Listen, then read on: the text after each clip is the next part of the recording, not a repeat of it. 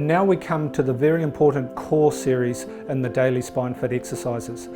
The core series is designed around the work from Professor Stuart McGill. Stuart McGill for 30 years studied what is required for us to have healthy lower backs, healthy discs, and have wonderful support and stability in those joints. He's famous for taking Olympic stars from a blown disc to gold medals. His research stacks up and it's fantastic, and you may be surprised of how there's very little movement in it. This is the Stuart McGill series with one addition that I'll put in at the end. So we're going to move into those now. We're going to start with a movement called the bird dog. If you guys could go into all fours again for me, please. Good. The bird dog, and the key to this movement and all the other Stuart McGill movements is that we maintain this lumbar lordosis, this curvature in the lower back. So what I'm going to ask my models to do, Pete, can you lift your left arm out and now push the opposite leg out for me? Now once we're there, the key is make a fist for me, as I want these areas to be really strong, maintaining this area, and we're going to hold this for 10 seconds. So strong here, Sarah, strong here, push through the heel. That's making these muscles activate, it's making these muscles activate, making these muscles activate and these muscles activate. Well done. You guys can drop down to the middle, try and maintain that curvature in the lower back, and let's do the other side. Cool. Make a fist for me, Sarah. Strong in here, equates to strength in here. Strong through that leg, equates to strength here, maintaining the curve. Strong in here, strong in here. And we hold that for just 10 seconds. Very good. You guys can come down. That's the bird dog. It's not a lot of movement, but it gives great stability. Our next exercise is the side plank. Crunches, or the abdominals at the front, and the back exercises at the back do not equate to people not getting lower back pain. But what we find is that people who can't do side planks efficiently does indicate more likelihood that they'll get lower back pain. So we're going to pop these guys into a side plank, and we're going to do two different versions. Sarah, can I get you to do a side plank facing the wall that way for me? So I'll get you to turn and face the other wall for me. That's great.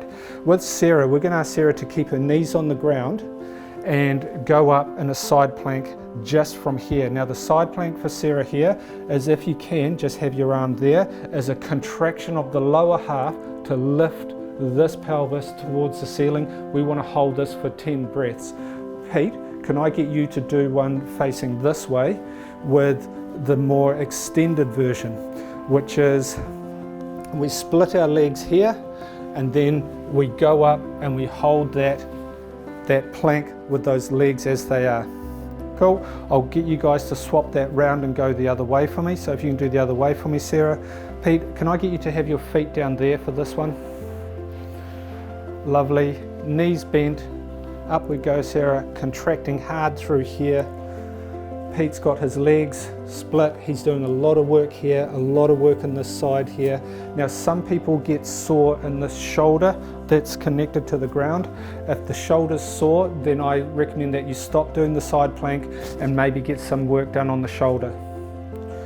Okay, a great exercise and has been proven to be an indicator for lower back pain.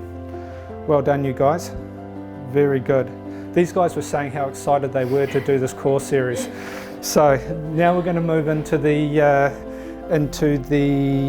next core series, which is lying on our backs, please, and we're going to do the front of our core series. So lying on your back, you can have your feet there. Yep, that's perfect. Good. Okay, we're going to take our hands and we're going to put them in between what we call the lumbar lordosis, or the curvature in the lower back. We're then going to drop one leg down, keeping one leg bent.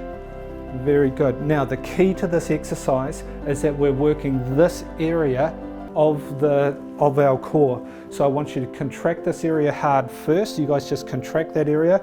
Now lift the shoulders and the head up just about 2 centimeters. That's all that is required. You do not have to do these crunches where you have lots of movement. The power in this exercise is holding this for 10 seconds, where all you're doing is concentrating and keeping these areas nice and tight. This is going to give you endurance and stability. Okay, swap that round, you guys. Let's do another one on the other side. I can hear how excited you guys are for doing that. Lift the shoulders up. If the neck gets a little bit tight, you can just turn the neck a little bit to try and free it up. Now what this is doing is that this is not getting the major muscles that you see on the outside. This is actually giving you endurance and strength at the very intrinsic muscles in and around the vertebrae in the lower back. It's a wonderful exercise, and you can get off the couch and get onto the carpet and do this each night. Finally, we're going to, whilst we're on our backs, we're going to just do my addition. My addition is we bend both knees. Cool. We bring our hands out from underneath our back, and what we're going to do is that we're going to do some bridges. Bridges is where we contract our glutes and bring our pelvis up. Contract our glutes and bring the pelvis up all the way up to the ceiling as high as you can, Pete. Good. And then down we go. So we only hold it there for about 2 seconds, and then we go again and we do another rep. And then down. Good. And then up. And then down.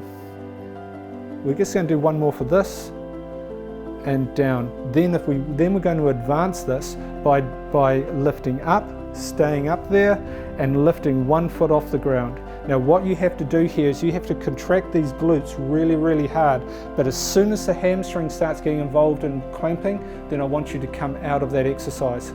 And down, and we'll swap over and do the other side. Good, good. Contract that glute really hard. Contract that sitting glute really hard. It should be rock solid. A wonderful exercise for engaging those glute muscles. And well done, you guys. Have a rest. You've survived the core series. I hope you have done as well.